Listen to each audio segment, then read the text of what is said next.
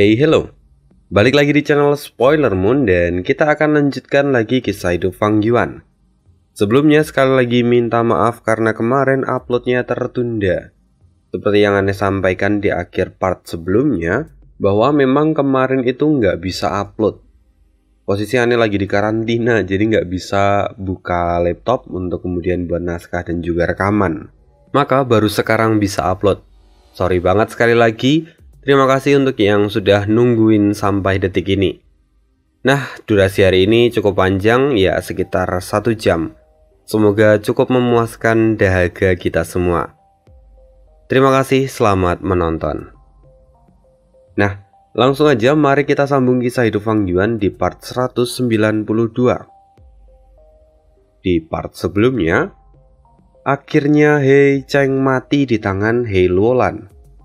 Di sana juga akhirnya terkuak rahasia sebenarnya dari kematian Su Xian'er, ibu dari He Luolan.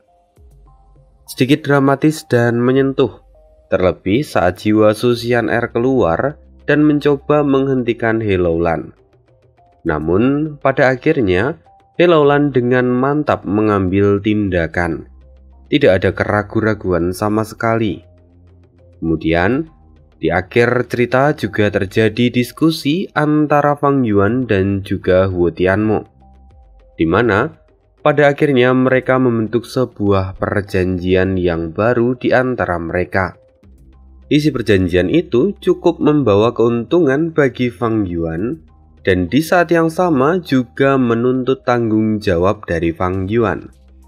Namun dari semua itu, satu hal yang pasti bahwa saat ini nyawa dari Fang Yuan tidak lagi terancam. Lalu, sekarang kita akan berpindah untuk melihat sisi yang lain. Di saat Fang Yuan dan yang lain tengah membuat perjanjian itu, rupanya di waktu yang bersamaan, saat ini sesuatu yang besar terjadi di benua tengah, tepatnya di pengadilan surgawi. Saat ini, para Master Gu Immortal dari jalur penyempurnaan peringkat 8, mereka tampak terengah-engah. Wajah mereka pun tampak pucat seperti kehabisan nafas.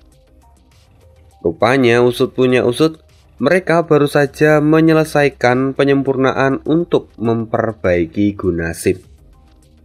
Di beberapa part sebelumnya telah diceritakan bahwa orang-orang dari pengadilan surgawi dengan sengaja membuat kompetisi penyempurnaan untuk kemudian mendapatkan tanda dao kesuksesan. Nah, tanda dao kesuksesan inilah yang kemudian digunakan untuk memperbaiki Gu Sikap.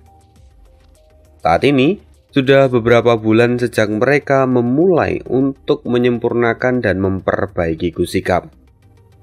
Dan pada akhirnya, kini semua telah selesai. Tanda dao kesuksesan juga sudah habis. Karena itu, mereka menghentikan proses penyempurnaan ini. Hasilnya apa?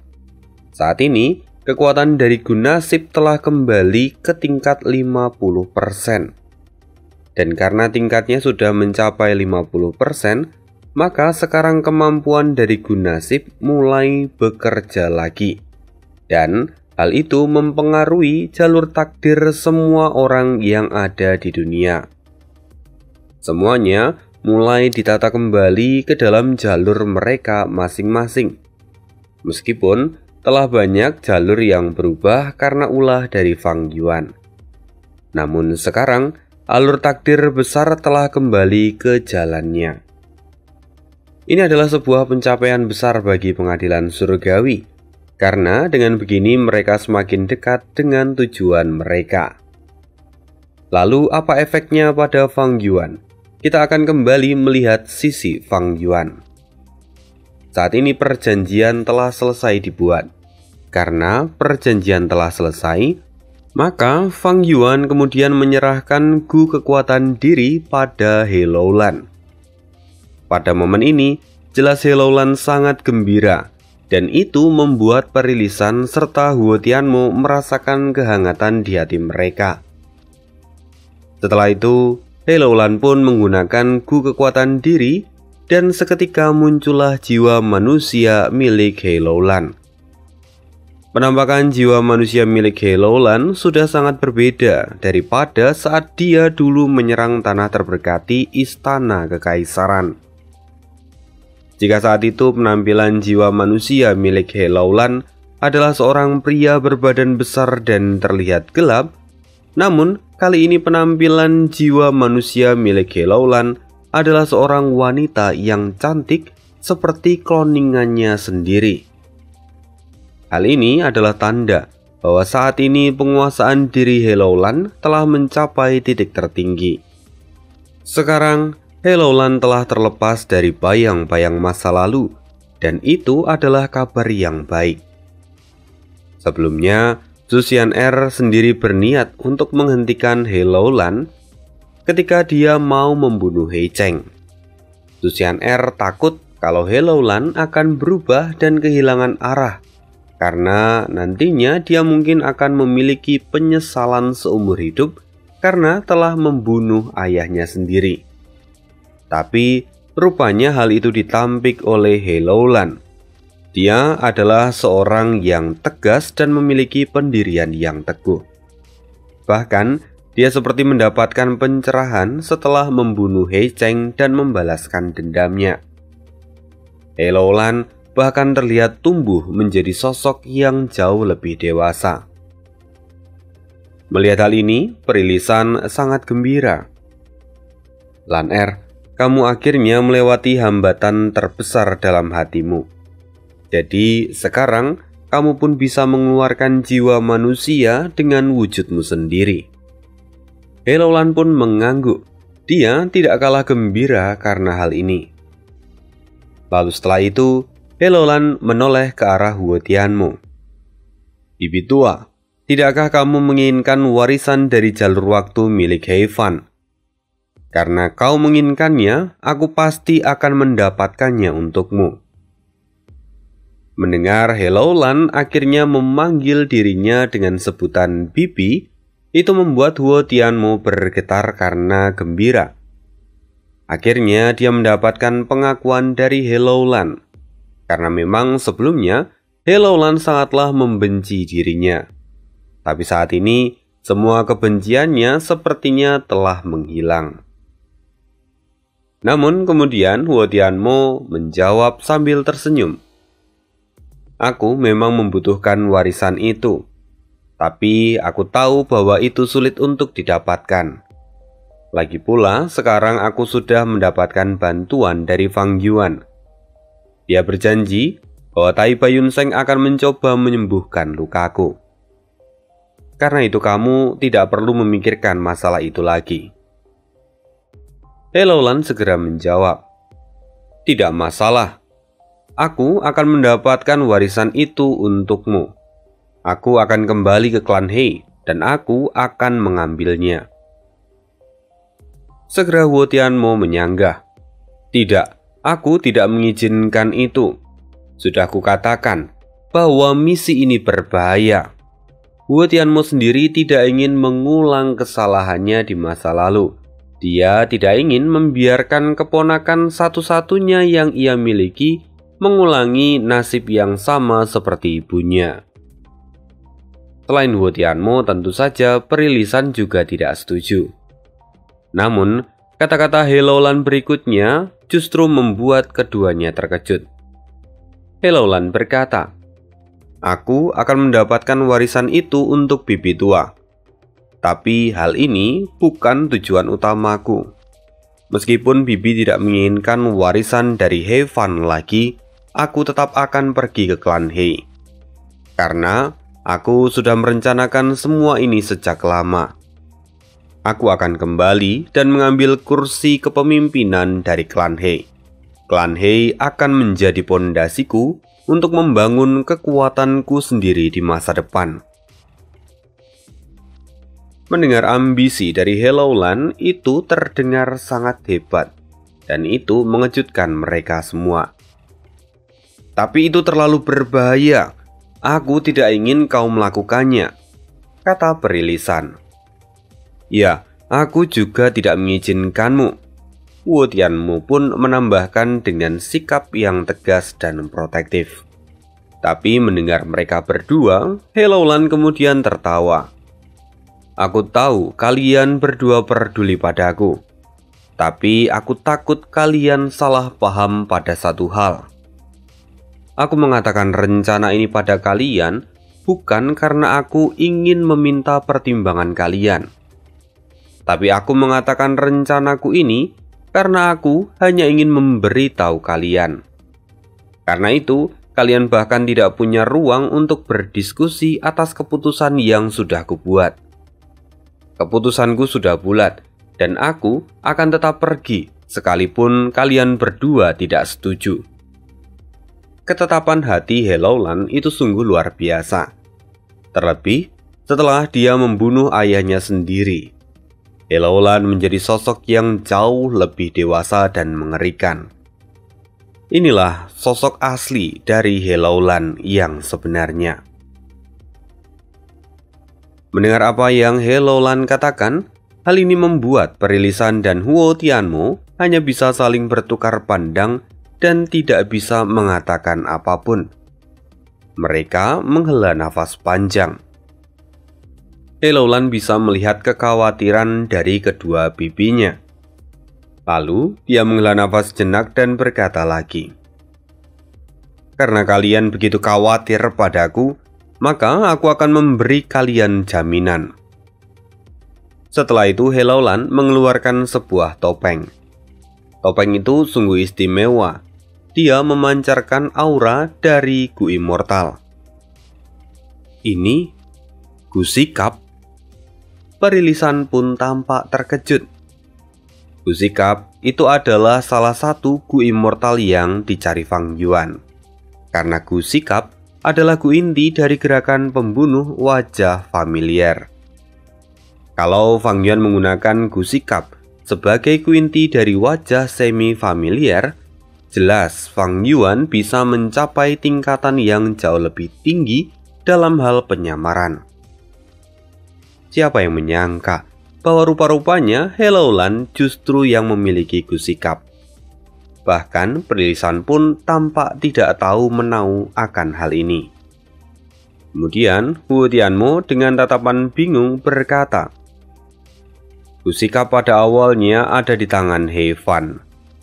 Kemudian karena dia sangat menyayangi cucunya, dia memberikan Gu Sikap itu pada cucunya, He Feng Yue. Sayangnya, He Feng Yue adalah anak yang manja. Dan ketika dia pergi menjelajah dataran es, dia menjadi sasaran dari sekelompok Gu Immortal misterius dan kemudian membuat dia menghilang. Adapun Gu Sikap tidak pernah muncul lagi sejak hari itu." Mendengar ini, Helloland pun mengangguk. Apa yang bibi katakan itu benar, dan aku mendapatkan Gu Sikap ini dari sana. Mendengar ini, Perilisan pun merasa aneh. "Namun, kapan kamu pergi ke dataran es dan mendapatkan Gu Sikap ini? Seingatku, kau tidak pernah pergi ke sana, kecuali..." "Tunggu." Melihat bibinya mulai sadar, Helloland tersenyum. "Itu benar. Aku sengaja memilih dataran es untuk proses kenaikanku ke ranah immortal. Karena aku memiliki petunjuk tentang keberadaan dari Gu Sikap. Kemudian, saat itu aku meminjam kekuatan surgawi untuk mendapatkan Gu Sikap." Mendengar itu, Perilisan pun terkejut. Karena sejak awal dia bahkan tidak tahu menau akan masalah ini. Helloland benar-benar cerdik dalam menyembunyikan hal ini.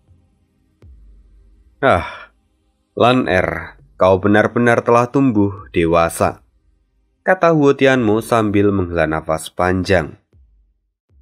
Mendengar itu, Helloland tersenyum. Lalu dia pun mengenakan topeng di tangannya. "Sekarang aku akan memulai rencanaku.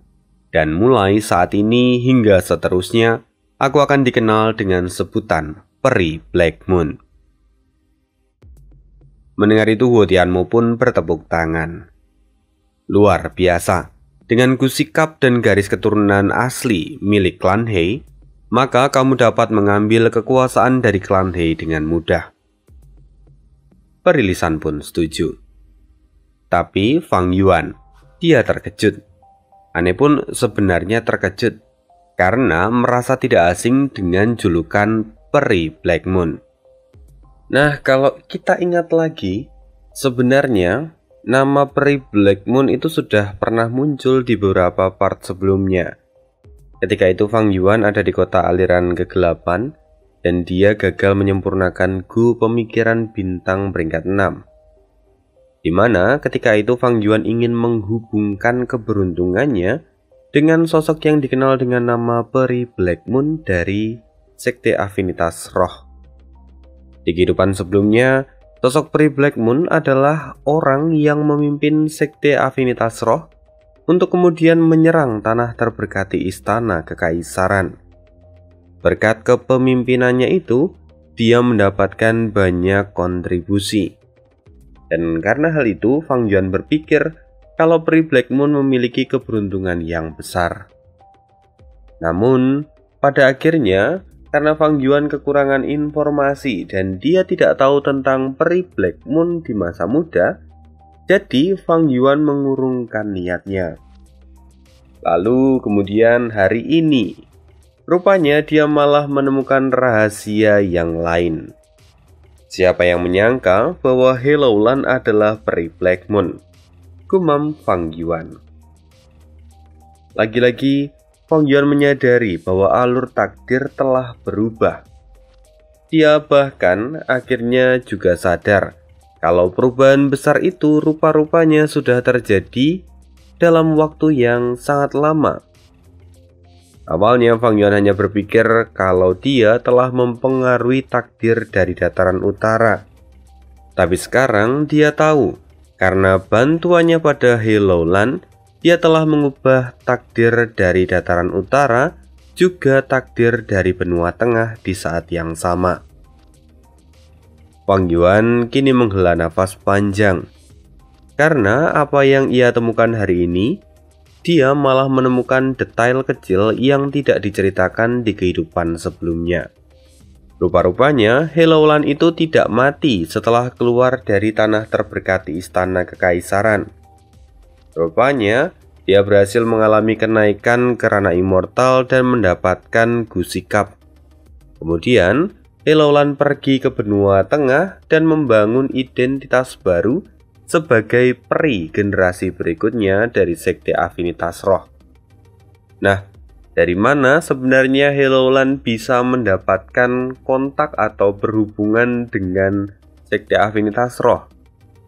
Fang Yuan menduga kalau mungkin di kehidupan sebelumnya Helloulan itu secara tidak sengaja menemukan kehendak Mo Yao. Karena hal itu, kemudian Mo Yao pasti membimbing Helloulan untuk kemudian berhubungan dengan Sekte Afinitas Roh. Nah, ini menjadi sebuah runtutan yang sangat baik. Hubungan antara Helloulan, Mo Yao, serta Sekte Afinitas Roh. Karena Peri Black Moon itu nanti akan menjadi peri generasi berikutnya dari Sekte Afinitas Roh.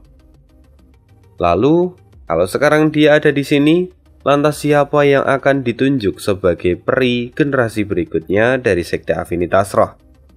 Fang Yuan pun bertanya-tanya akan hal ini. Mungkinkah Fen Jin Huang yang akan naik tahta menjadi peri generasi berikutnya dari Sekte Afinitas Roh? Lagi pula berdasarkan ingatan Fang Yuan, hanya Feng Jin Huang yang mungkin memiliki kualifikasi ini di dalam Sekte Afinitas Roh. Dia tampak mengerutkan kening kali ini. Sayangnya, Fang Yuan tidak sadar akan perubahan lain yang sudah terjadi karena tindakannya. Saat ini, di Sekte Afinitas Roh, ada dua orang wanita berparas cantik sedang membimbing seorang anak di pintu masuk ke tanah terberkati yang spesial. Salah satu dari mereka berkata, "Zhao Lian Yun, kau punya kesempatan untuk menjadi peri generasi berikutnya dari sekte kita. Hal itu bisa terjadi kalau kau mendapatkan warisan yang ada di tempat ini. Akan kukatakan sebelumnya bahwa tempat ini adalah tempat terlarang bagi sekte kita. Tempat ini menyimpan warisan dari Yang Mulia Iblis Surga Pencuri. Kalau kau bisa mendapatkannya, kau akan memenuhi kualifikasi untuk merebut gelar peri generasi berikutnya yang ada di sekte kita. Tapi aku tidak peduli dengan gelar. Aku hanya ingin menyelamatkan Ma Hongyun secepat mungkin. Apakah dengan mendapatkan warisan ini, kemudian aku bisa menyelamatkan Ma Hongyun? Kata anak itu yang rupanya adalah Zhao Lianyun. Jadi memang setelah kekuatan dari benua tengah itu kembali, Zhao Lianyun juga diantarkan ke sekte Afinitas Roh. Mereka tidak berani mengambil keuntungan sedikit pun, karena memang biasanya meski mereka itu jarak jauh, mereka akan selalu mengabari rekan-rekan yang ada di sekte mereka masing-masing. Jadi mereka tentu tahu apa yang didapatkan oleh rekannya di dataran utara. Kalau terjadi sebuah perbedaan, tentu itu akan menghasilkan perselisihan di antara 10 sekte besar. Karena itu, Zhao Lianyun pun akhirnya berhasil sampai di benua tengah dan menjadi bagian dari sekte Afinitas Roh. Sekarang, Zhao Lianyun berada dalam pengawasan dari sekte Afinitas Roh. Sekaligus, dia juga menjadi anggota dari sekte Afinitas Roh. Lalu kemudian seorang wanita cantik yang lain berkata, "Adik kecil yang lucu, ini adalah warisan dari Yang Mulia Iblis Surga Pencuri. Kalau kau bisa mendapatkannya, kau akan mendapatkan pengakuan, dan kau bisa menggunakan kekuatan dari sekte untuk menyelamatkan kekasihmu." Mendengar itu, Zhao Lianyun tampak tersipu sekaligus bersemangat. "Aku mengerti." Kemudian Zhao Lianyun tanpa ragu melangkahkan kakinya ke dalam pintu masuk yang ada di depannya. Tidak sesuai prediksi Fang Yuan, bahwa calon peri generasi berikutnya bukan hanya Feng Jinhuang, melainkan ada sosok Zhao Lianyun. Sosok yang mewakili peluang besar untuk mewarisi warisan dari Yang Mulia Iblis Surga Pencuri. Lalu tidak perlu waktu yang lama, Zhao Lianyun akhirnya keluar dari pintu yang ada di sana. Kedua orang yang mengantarkannya berwajah masam. Mereka berpikir bahwa Zhao Lianyun telah gagal sebelumnya. "Jadi kau pun gagal?" tanya salah satu dari mereka. Tapi Zhao Lianyun menjawab, "Aku pun tidak yakin. Sebelumnya ada cahaya yang menyilaukan di depan mataku. Lalu ada suara yang bicara padaku untuk menerima gerakan pembunuh penyembunyian ilahi. Kemudian cahaya itu masuk ke dalam tubuhku." "Apa? Penyembunyian ilahi?" Keduanya pun terkejut.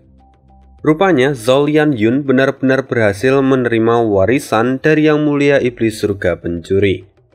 Keduanya pun kini menjadi sangat gembira.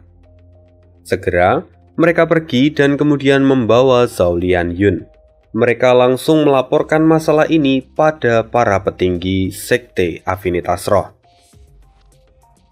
Beberapa hari kemudian, kita kembali berpindah ke kota aliran kegelapan, markas besar dari aliansi zombie dataran utara. Ledakan besar kembali terjadi dan itu menimbulkan kepanikan. Banyak yang mengira kalau saat ini markas besar mereka kembali mendapat serangan dari musuh. Faktanya bukan. Lagi-lagi ledakan ini adalah ledakan yang terjadi karena Fang Yuan gagal dalam menyempurnakan Gu Pemikiran Bintang. Total, kalau dihitung sejak awal, Fang Yuan sudah 5 kali percobaan dan gagal. Ya, walaupun pada percobaan pertama sampai keempat, semua materialnya sudah disabotase oleh Wu Tianmo. Sementara untuk percobaan kelima ini, material yang Fang Yuan gunakan tidak disabotase satupun. Namun tetap saja, memang menyempurnakan Gu Immortal itu tidak mudah, dan akhirnya Fang Yuan pun gagal kali ini. Namun meskipun kali ini pun gagal, tapi semua ini menjadi pengalaman yang berharga untuk Fang Yuan bagi penyempurnaannya ke depan nanti. Kini Fang Yuan tampak menghela napas panjang dan bergumam, Sial, pada beberapa langkah terakhir, Tanda Dao mengalami perubahan dan tidak bisa dikontrol. Langkah ini benar-benar bergantung pada keberuntungan. Fang Yuan tampak berpikir untuk beberapa saat. Lalu kemudian terdengar sebuah suara. Jika aku boleh memberimu saran, lebih baik kau coba untuk memperbaiki Gu dari jalur kekuatan terlebih dahulu. Suara itu rupanya berasal dari sosok yang tidak asing bagi kita, karena dia adalah Perilisan. Perilisan saat ini tidak lagi tinggal di pegunungan bersalju. Namanya juga sudah dicoret, dan dia bukan lagi pemimpin ketiga dari pegunungan bersalju. Hal ini karena hubungannya dengan Huo Tianmo telah terbongkar. Jadi, leluhur Suehu pun tidak bisa membiarkan Perilisan ada di pegunungan bersalju. Karena itu, sekarang Perilisan ikut tinggal di kota aliran kegelapan di bawah undangan Huo Tianmo. Statusnya sama seperti Fang Yuan. Lalu, mendengarkan saran dari Perilisan, Fang Yuan tampak tertarik, lalu dia bertanya, "Tolong jelaskan tujuan dari saran itu." Perilisan menghela nafas sejenak, lalu dia berkata, "Sekarang situasinya telah berubah. Saat ini keuangan kakakku sedang goyah. Karena itu, dia mungkin tidak akan bisa menyediakan bahan abadi untukmu. Jadi, kemungkinan besar, penyempurnaan Gu pemikiran bintang akan tertunda. Saat ini, aliansi zombie sedang mengumpulkan sumber daya dalam jumlah besar. Tidak hanya di dataran utara, tapi juga di ketiga cabang lainnya, bahkan di markas besar aliansi zombie Laut Timur, yang mana mereka juga sedang melakukan hal yang sama. Semua ini dibutuhkan untuk membangun formasi Gu raksasa bersama-sama. Bahkan markas besar juga memberikan misi pada setiap anggota dan cabang untuk kemudian bergabung dalam proyek ini. Karena itu, sekarang situasinya tidak mendukungmu untuk menyempurnakan Gu pemikiran bintang. Akan lebih baik kalau kamu melakukan kegiatan yang lain seperti menyempurnakan Gu dari jalur kekuatan. Perilisan menjelaskan semua itu dengan detail. Mendengar hal ini, muncul pemikiran yang kompleks di benak Fang Yuan. Dia mengingat bahwa di kehidupan sebelumnya, aliansi zombie memang memiliki rencana seperti ini, dan mereka pun ketika itu berhasil menjalankannya. Tetapi, seharusnya ini masih belum waktunya. Sekarang, semuanya berjalan lebih cepat. Fang Yuan mengerutkan keningnya. Kekuatan besar seperti aliansi zombie kini sudah mulai bergerak. Dan bahkan jika Fang Yuan ingin menghentikannya, dia tidak memiliki kemampuan untuk melakukan itu. Akan lebih bijak kalau sekarang Fang Yuan tidak ikut terlibat dalam masalah ini. Tapi tentu saja Fang Yuan tetap memiliki pemikiran yang cerdik. Dia lalu bertanya, "Apa yang kamu sarankan memang adalah ide yang baik. Namun, jika seperti ini, bukankah tindakan dari Lady Huo akan bertentangan dengan perjanjian aliansi yang telah kita buat?" Fang Yuan kini menatap Perilisan. Memikirkan hal itu, Perilisan hanya bisa tersenyum pahit. Bahwa memang jika seperti ini, Huo Tianmo sama dengan melanggar janjinya sendiri. Nah, sebagai gantinya, Huo Tianmo harus memberi Fang Yuan kompensasi yang cukup, atau dia akan menerima hukuman dari surga karena telah mengingkari perjanjian. Pada akhirnya, semua terjadi seperti yang sudah dijelaskan oleh Perilisan. Fang Yuan diberi kompensasi yang memuaskan oleh Huo Tianmo, dan kemudian Fang Yuan memutuskan untuk kembali ke Gunung Danghun. Beberapa kompensasi yang diterima oleh Fang Yuan. Pertama adalah melunasi semua hutang Fang Yuan untuk kedua kalinya. Lalu yang kedua, Huo Tianmo meminjamkan 3 Gu immortal dari jalur api serta sejumlah besar Gu Fana yang digunakan untuk mengaktifkan gerakan pembunuh api nirvana. Meskipun sayangnya, gerakan pembunuh api nirvana rupa-rupanya juga mengkonsumsi tanda Dao dari jalur api. Sementara, Fang Yuan tidak memiliki tanda Dao dari jalur api. Itu artinya situasi ini menjadi sulit untuk Fang Yuan. Normalnya begitu. Kalau orang lain yang ada di posisi Fang Yuan, maka jelas hal ini adalah sebuah kerugian. Tapi kalau ini Fang Yuan, rupa-rupanya hasilnya bisa sedikit berbeda. Karena Fang Yuan itu memiliki Gu kebijaksanaan peringkat 9. Maka dia bisa memanfaatkan cahaya kebijaksanaan untuk kemudian mengotak-atik gerakan pembunuh ini. Sehingga nanti pada akhirnya dia bisa menggunakan gerakan pembunuh ini tanpa harus memiliki tanda Dao dari jalur api. Tentu, kali ini Fang Yuan untung besar. Kemudian, setelah itu Fang Yuan mulai mengurung diri di ruang bawah tanah untuk kemudian memodifikasi gerakan pembunuh api nirvana. Sementara itu, kita akan berpindah ke sisi yang lain. Sebelumnya, Zhao Lianyun telah mendapatkan warisan milik Yang Mulia Iblis Surga Pencuri. Pencapaiannya menghebohkan seluruh sekte afinitas roh. Karena itu, nama Zhao Lianyun dengan cepat menyebar seperti api yang membakar padang rumput. Kemudian, tidak berhenti di sana, sekarang Zhao Lianyun mendapatkan misi untuk pergi ke lembah Luopo dan mengambil warisan dari Yang Mulia Iblis Surga Pencuri. Kemudian tidak berhenti di sana. Sekarang Zhao Lianyun mendapatkan misi baru untuk pergi ke lembah Luopo. Dia memiliki dua buah tugas, yaitu mengambil warisan dari Yang Mulia Iblis Surga Pencuri yang ada di sana, sekaligus yang kedua adalah untuk mencari tahu keberadaan dari Feng Jiuge. Zhao Lianyun tidak keberatan, karena dia berpikir ini adalah kesempatan untuk kembali ke dataran utara. Selain itu, jika memungkinkan dia juga ingin menyelamatkan Ma Hongyun sesegera mungkin. Karena itu Zhao Lianyun kemudian diantar oleh beberapa Master Gu dari Sekte Afinitas Roh untuk kemudian menyeberangi dinding batas regional. Kemudian, sesampainya di seberang dinding batas, seorang laki-laki dan dua orang bawahannya menjemput Zhao Lianyun.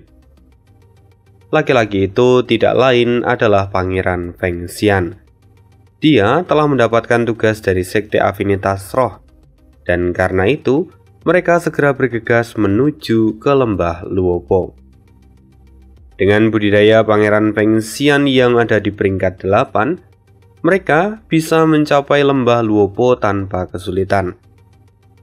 Kemudian, Pangeran Feng Xian juga membuka pintu masuk ke lembah Luopo.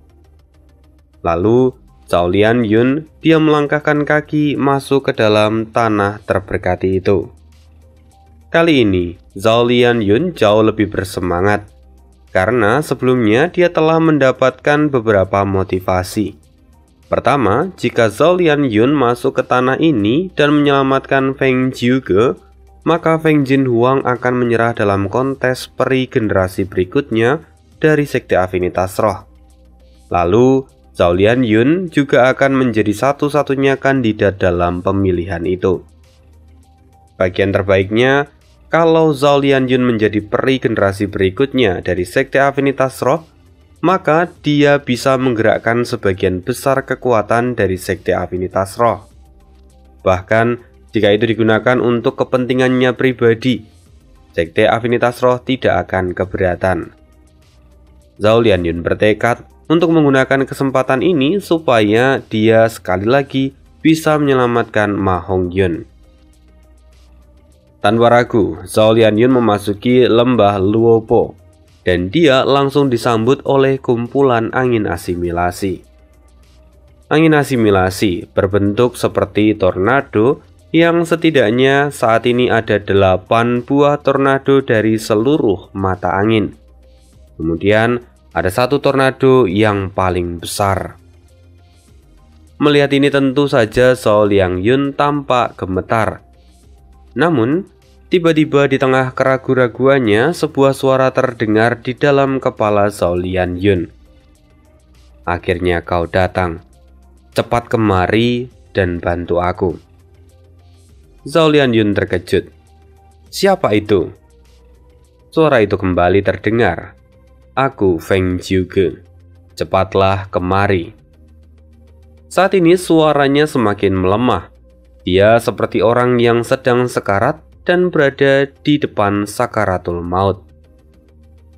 Zhao Lianyun tampak ragu ketika hendak melangkah, terlebih ketika melihat angin asimilasi yang mengerikan di depan matanya. Namun, Feng Jiuge sekali lagi meyakinkannya. "Jangan khawatir, kamu adalah orang yang diinginkan oleh kehendak yang mulia iblis surga pencuri. Karena itu, angin asimilasi tidak akan berbahaya bagimu." Mendengar itu, Zhao Lianyun menjilat bibirnya sendiri dan dia memutuskan untuk bergerak. Zhao Lianyun mulai maju. Dia mengulurkan tangannya ke arah angin asimilasi. Dan begitu Zhao Lianyun menyentuhnya, angin asimilasi itu pudar lalu kemudian menghilang. Bahkan tangannya pun tidak terluka sedikit pun.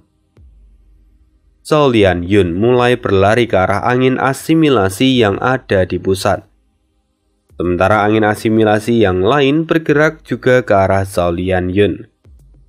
Namun, semua angin asimilasi itu menghilang seperti sebelumnya. Sampai pada akhirnya, hanya tersisa angin asimilasi yang ada di tengah.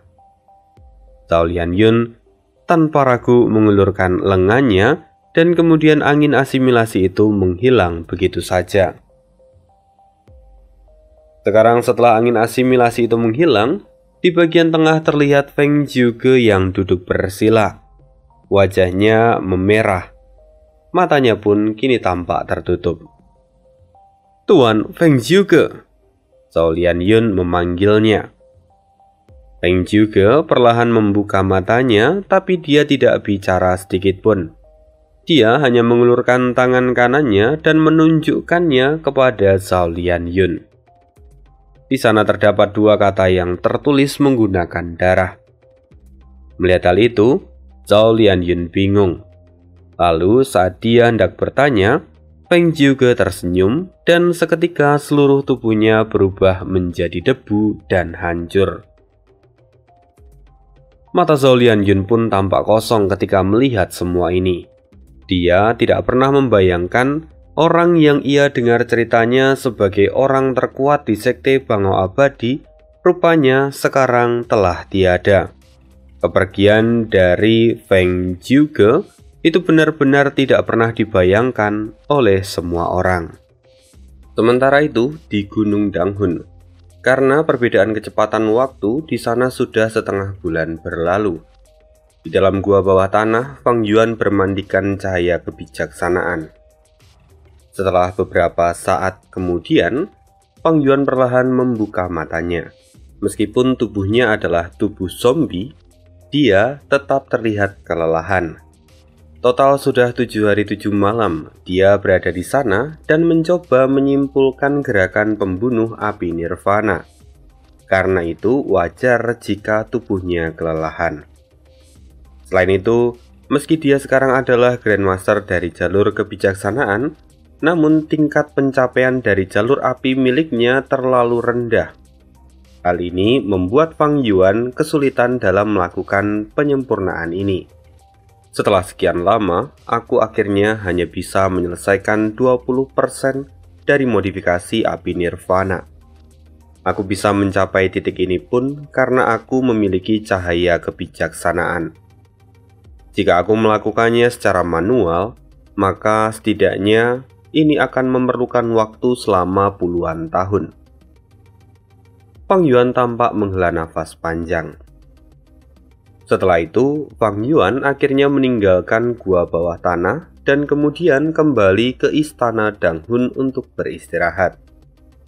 Di sana dia tidur selama setengah hari, dan hal itu berhasil membuat tubuhnya menjadi lebih segar. Namun, dia masih perlu istirahat agar bisa pulih sepenuhnya. Tapi untuk saat ini, Fang Yuan lebih memilih untuk memanfaatkan waktunya menjelajahi toko kuning. Dia harus mengumpulkan material abadi untuk memberi makan cacing gu yang ia miliki sekarang. Karena jumlah cacing gu yang ia miliki tidak sedikit, maka Fang Yuan harus memeriksa ketersediaan bahan makanan dengan benar. Perlu waktu yang lama untuk Fang Yuan menjelajahi toko kuning. Dan setelah dia menyelesaikan setengahnya, tiba-tiba gerbang bintang terbuka. Dari sana, Helloulan keluar dengan penuh semangat. Fang Yuan, kau tidak akan pernah membayangkan apa yang aku temukan di dalam jiwa He Cheng. Setelah He Cheng mati, jiwa He Cheng ditangkap oleh Helloulan. Lalu Helloulan melakukan pencarian keinginan untuk mengorek seluruh isi ingatan jiwa yang ada pada He Cheng. Dari semua ingatannya itu ada satu kenangan yang paling mencengangkan. Ingatan itu adalah ingatan tentang pertempuran 100 hari di dalam lembah Luopo. Helloulan menceritakan semuanya. Dan kemudian dia berkata, Fang Yuan, aku membutuhkan kemampuanmu untuk memindahkan gunung. Aku ingin kamu mengambil lembah Luopo untukku. Tentu kamu tidak perlu khawatir, karena aku akan memberimu kompensasi yang cukup. Tapi kita harus bergerak dengan cepat sebelum ada yang mendahului kita. Lembah Luopo salah satu yang ditargetkan oleh Fang Yuan di masa lalu. Bahkan dia memiliki gu membuka dan menutup pintu yang dapat digunakan untuk akses ke lembah Luopo. Bahkan dia memiliki gu membuka dan menutup pintu yang dapat digunakan untuk akses masuk ke dalam tanah terberkati yang ada di lembah Luopo. Namun sebelumnya dia enggan bergerak karena dia tahu bahwa lembah Luopo adalah markas dari Sekte Bayangan. Helloulan berkata, ini adalah kesempatan kita. Anggota Sekte Bayangan telah dikalahkan dan dipaksa mundur. Sementara para Gu Immortal dari benua tengah tidak akan bisa menetap selamanya di lembah Luopo. Karena itu, ini adalah waktu yang tepat untuk menyerang. Mendengar itu, Fang Yuan pun mengangguk setuju. Helloulan kemudian berkata lagi, baiklah, lembah Luopo sekarang tepat di hadapan kita. Aku akan mengundang bibiku untuk membantu mengatasi masalah ini. Kita tentu akan membagi keuntungan sesuai dengan perjanjian dari aliansi kita. Fang Yuan bisa melihat bahwa Helloulan benar-benar terburu-buru saat ini. Namun itu adalah hal yang wajar. Dia pun tidak keberatan untuk segera pergi ke lembah Luopo. Namun sebelum itu ada sesuatu yang harus ditegaskan. Fang Yuan pun membuka suara. Kalau kamu ingin mengambil lembah Luopo sepenuhnya, aku tidak setuju. Helloulan menatap Fang Yuan dengan tatapan kemarahan. Apa maksudmu? Aku yang menemukan informasi tentang lembah Luopo. Mendengar itu, Fang Yuan tertawa. Dia lalu menyebutkan lokasi dari lembah Luopo. Helloulan kaget bukan kepalang. Dia memang sudah mengatakan pada Fang Yuan tentang kondisi dari lembah Luopo. Tapi dia tidak pernah menyebutkan lokasi persis dari lembah Luopo untuk jaga-jaga. Dia tahu Fang Yuan itu licik. Dan dia tidak ingin Fang Yuan memanfaatkan momen ini untuk memonopoli semuanya. Karena itu seharusnya Fang Yuan tidak tahu tentang lokasi dari lembah Luopo. Kecuali sejak awal Fang Yuan telah mengetahui tentang lembah Luopo. Memikirkan semua ini, mata Helloulan pun memadat. Kemudian benar saja, Fang Yuan mengeluarkan gu membuka dan menutup pintu yang ia miliki. Fang Yuan menunjukkan bahwa dia sudah memiliki informasi tentang lembah Luopo. Bahkan informasi itu ia dapatkan sebelum Helloulan memberitahu dia. Karena hal ini, wajah Helloulan menjadi masam. Dia mencoba menekan Fang Yuan sekali lagi.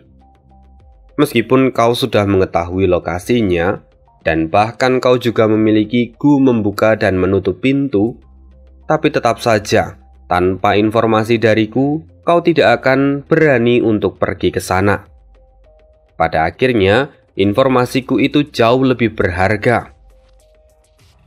Mendengar itu, Fang Yuan tersenyum. Dia berkata, "Kau tidak perlu gelisah. Aku hanya mengatakan bahwa informasimu tidak sepenting yang kau pikirkan." Selanjutnya mereka pun mulai berdebat. Mereka membicarakan tentang banyaknya kompensasi yang akan mereka bagi. Pembicaraan itu sendiri sampai berlangsung selama berjam-jam. Kemudian, pada akhirnya kedua belah pihak pun mencapai sebuah kesepakatan. Kesepakatan itu berisikan kalau lembah Luopo jatuh ke tangan mereka, mereka akan membagi 50% kepemilikannya akan dipegang oleh Huo Tianmo, 30% akan menjadi milik perilisan. Sementara Fang Yuan dan He Laolan masing-masing akan mendapatkan bagian sebanyak 10%. He Laolan memang licik. Dia bahkan menggunakan nama Huo Tianmo serta perilisan untuk menekan Fang Yuan. Namun, bagi Fang Yuan sendiri, meski dia hanya mendapatkan 10%, itu sudah cukup untuk dirinya. Karena bagi Fang Yuan, dia sudah mencapai tujuannya. Dia tidak harus memiliki seluruh lembah Luopo. Dia hanya perlu akses untuk menggunakan lembah Luopo di masa depan. Lagi pula, sejak awal dia juga tidak pernah berpikir untuk mengambil lembah Luopo untuk dirinya sendiri. Maka, setelah memastikan kalau dia akan mendapatkan keuntungan, Fang Yuan pun menyetujui kesepakatan ini. Lalu singkat cerita, mereka pun pergi. Meskipun kali ini Huo Tianmo tidak ikut bersama mereka, karena Huo Tianmo sekarang masih menjalankan misi. Bahkan jika lembah Luopo itu dibagi menjadi 4 bagian, tapi pada akhirnya yang berangkat hanya 3 orang saja. Namun, Fang Yuan tidak keberatan akan hal ini. Mereka bertiga kemudian bergegas dengan cepat menuju ke lembah Luopo. Setelah beberapa waktu, akhirnya Fang Yuan dan rombongan kecil itu sudah dekat dengan lembah Luopo. Namun rupanya di sana ada sosok Master Gu tipe pengintai yang melihat kehadiran dari Fang Yuan serta yang lain. Segera Master Gu itu kembali. Dia menemui tuannya yang tidak lain adalah Pangeran Feng Xian. Dengan segera Pangeran Feng Xian menerima informasi itu. Dan di saat yang sama, rupanya Zhao Lianyun juga telah menyelesaikan prosesi pewarisan dari Yang Mulia Iblis Surga Pencuri. Karena itu, Pangeran Feng Xian pun tidak membuang waktu. Dia segera meraih Zhao Lianyun dan terbang menjauh. Tidak lama setelah itu, Fang Yuan dan yang lainnya akhirnya tiba. Fang Yuan segera menggunakan gu membuka dan menutup pintu. Namun rupanya tidak ada respon sama sekali dari tanah terberkati yang ada di sana. Fang Yuan berpikir, gu ini adalah warisan dari Yang Mulia Iblis Pencuri, sekaligus kunci untuk memasuki lembah Luopo. Namun sayang kali ini tidak ada respon sama sekali. Fang Yuan mencoba menarik kesimpulan bahwa warisan telah diambil alih oleh orang lain. Dari sudut pandangnya, yang memiliki peluang untuk melakukan itu hanyalah mereka dari Sekte Bayangan. Bahkan, Zhao Lianyun ataupun Sekte dari Benua Tengah tidak lagi masuk ke dalam perhitungan Fang Yuan. He Laolan kemudian berkata pada Fang Yuan, "Sudah ribuan tahun sejak kematian Yang Mulia Iblis Surga Pencuri, maka normal kalau warisannya diambil oleh orang lain. Namun tidak masalah, meski warisan itu telah diambil, tapi lembah Luopo tetap harta karun yang sesungguhnya," kata He Laolan sambil menghibur Fang Yuan. Fang Yuan pun setuju. Lalu dia segera menggunakan gerakan pembunuh tangan raksasa untuk mengangkat seluruh lembah Luopo dan kemudian memindahkannya ke dalam apertur miliknya. Dari kejauhan, Pangeran Feng Xian dan para bawahannya melihat semua ini. Meski begitu, mereka tidak bergerak. Mereka hanya ingin tahu apa yang terjadi setelah mereka pergi. Bagaimanapun, dia tidak bisa bertindak gegabah.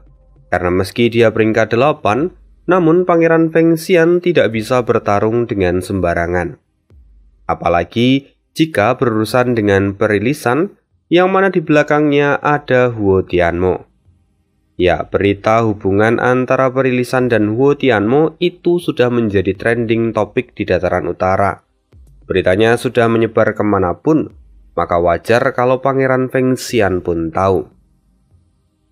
Kalau Pangeran Feng Xian bertarung dengan perilisan dan yang lain, tentu dia bisa menang, namun itu hanya akan membawa kerugian. Apalagi dia masih menjalankan misi. Karena itu Pangeran Feng Xian memilih untuk mundur. Kemudian setelah 1 jam, Wang Yuan akhirnya berhasil memasukkan seluruh lembah Luopo ke dalam aperturnya. He Loulan kemudian berkata lagi, "Masih ada tanah terberkati di sini. Namun kita sudah terlalu lama ada di sini. Dan kita juga tidak memiliki metode untuk mengambil tanah terberkati itu. Jadi lebih baik kita pergi sekarang agar lebih aman," kata He Loulan. Semua orang pun setuju. Bahkan jika yang mereka dapatkan belum lengkap, mereka masih memiliki landscape kembali semula milik Tai Payun Seng. Dengan itu, mereka masih bisa mendapatkan banyak keuntungan. Kemudian setelah mendapatkan lembah Luopo, pada akhirnya mereka pun memilih untuk mundur. Tidak terasa beberapa hari telah berlalu, Wang Yuan akhirnya dibawa ke tanah terberkati Xiao Hun. Tanah terberkati ini adalah tanah terberkati yang terbentuk dari apertur milik He Cheng. Karena He Cheng mengembangkan jalur kegelapan, maka tempat ini benar-benar terlihat suram dan diliputi oleh perasaan yang menakutkan. Namun, dari seluruh tempat ini ada satu area yang berbeda. Lokasinya ada di pusat tanah terberkati ini, di mana di sana terdapat hutan yang besar dan lebat. Setiap pohon di sana unik. Mereka semua memiliki tubuh seperti seorang wanita yang tengah bugil. Tentu pohon-pohon itu juga dalam berbagai pose. Memang He Cheng adalah sosok yang sangat menggilai wanita. Bahkan jumlah istrinya saja lebih dari 27 orang. Selain itu, seluruh pohon ini juga bukan pohon yang tumbuh di dunia luar. He Cheng sendirilah yang menciptakan pohon-pohon ini. Jadi bisa dikatakan bahwa pohon ini hanya tumbuh di dalam tanah terberkati Xiao Hu. Setelah memasuki tanah terberkati Xiao Hun, He Loulan segera meminta roh tanah untuk menempatkan lembah Luopo di tempat yang baik. Kemudian, saat roh tanah muncul, Wang Yuan tampak tertarik melihat bentuknya. Karena penampakannya yang cukup aneh. Wujudnya seperti pohon dengan wajah orang tua. Selain itu, di dekatnya terdapat jiwa yang terbentuk dari emosi keluarga, yaitu jiwa milik Su Xian'er. Melihat Wang Yuan memiliki banyak pertanyaan di benaknya, perilisan mulai menjelaskan. Dia adalah wujud emosi yang ditinggalkan oleh He Cheng. Dia sangat mencintai Su Xian'er. Karena itu, saat kami menanyakan apa yang dia inginkan sebagai syarat supaya dia mengakui tuannya, dia menjawab dengan tegas bahwa dia ingin hidup selamanya bersama dengan Su Xian'er. Mengetahui itu cukup membuatku menghela nafas panjang. Namun, karena Loulan memiliki jiwa Su Xian'er, maka roh tanah langsung mengakuinya sebagai tuan. Wang Yuan pun terkejut mendengar hal ini. Apalagi di depannya terdapat fakta bahwa keinginan terbesar He Cheng sebelum kematiannya adalah hidup bersama dengan istri yang ia bunuh sendiri. Fakta ini adalah sesuatu yang rumit. Tidak heran jika ada yang mengatakan bahwa manusia adalah perwujudan dari kerumitan itu sendiri. Setelah itu, Fang Yuan segera mengeluarkan lembah Luopo di tempat yang roh tanah tunjukkan. Pemindahan itu berlangsung selama 1 jam penuh. Nah, sekarang kita akan berpindah lagi ke benua tengah. Kali ini, di ruang diskusi Sekte Afinitas Roh, para tetua telah berkumpul. Tetua tertinggi datang dan memimpin pertemuan hari ini. Dia mulai bicara. Kali ini aku mengumpulkan semua orang di sini untuk menyampaikan sebuah informasi yang sangat penting. Mendengar itu wajah semua orang seketika berubah menjadi serius. Ini berat untuk disampaikan, tapi aku berkewajiban untuk menyampaikannya, kata Tetua Agung pertama pada semua orang. Dia tampak menghela nafas panjang, lalu kemudian mengatakan semuanya. Saat ini sudah dikonfirmasi bahwa Feng Jiuge telah meninggal di dataran utara. Dia ditelan oleh angin asimilasi dan tidak ada yang tersisa darinya, kecuali hanya ada 2 kata yang tertulis dengan darah di telapak tangannya. Mendengar itu semua orang tampak tenggelam. Bahkan mereka yang sebelumnya menjadi saingan dari Feng Jiuge kini terlihat kehilangan. Terlebih peri Baiking, dia adalah orang yang paling terpukul. Bahkan jika dia sudah menyiapkan hati sebelum ini, namun mendengar berita ini secara langsung tetap membuat kepalanya terasa berat. Kenyataan ini masih sangat sulit untuk dipercaya. Semua orang terdiam dalam perasaan berkabung. Setelah beberapa saat, Tetua Agung kedua berkata, Tuan Feng Jiuge meninggal di dalam angin asimilasi. Itu adalah kematian yang terhormat sebagai pejuang. Terlebih, dia meninggal karena tugas dari sekte. Kita tidak boleh menangisi kepergiannya. Dia adalah sosok yang layak untuk mendapatkan penghormatan dan pujian, bukan tangisan. Mendengar itu semua orang pun setuju. Mereka mengangguk bersamaan. Namun bagi Baiking, tetap saja dia tidak bisa menahan air matanya. Rasanya sungguh menyesakkan. Semua orang bisa membayangkan betapa sakitnya apa yang dirasakan oleh Baiking. Namun, segera Baiking menggigit bibirnya. Dia berkata pada dirinya sendiri, Baiking, oh Baiking, kamu harus tetap kuat. Sekarang kamu tidak boleh menunjukkan kelemahanmu di depan lawanmu atau bahkan putrimu. Kamu harus bisa melewati ini. Segera Baiking menjadi lebih tenang. Kemudian Tetua Agung pertama melanjutkan. Lalu ada hal penting kedua yang ingin kusampaikan. Bahwa sebelum kematiannya, Feng juga memberi kita sebuah petunjuk.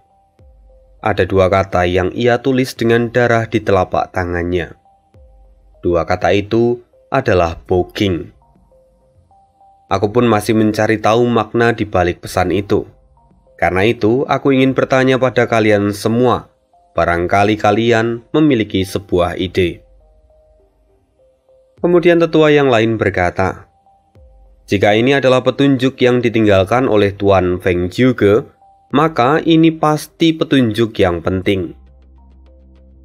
Yang lain melanjutkan, mungkinkah Tuan Feng Jiuge ingin mengatakan bahwa hancurnya gedung 88 yang ada hubungannya dengan Boging? Mendengar itu, aula menjadi sunyi. Semua orang mulai memikirkan segala kemungkinan. Lalu beberapa saat kemudian, Tetua Agung ketiga berkata, apa semua orang sudah lupa? Dalam informasi yang dikirimkan sebelumnya oleh Feng Jiuge, dia mengatakan bahwa dia bertarung melawan Qin Baiseng, yang mana Qin Baiseng menggunakan gerakan pembunuh pedang jantung 5 jari.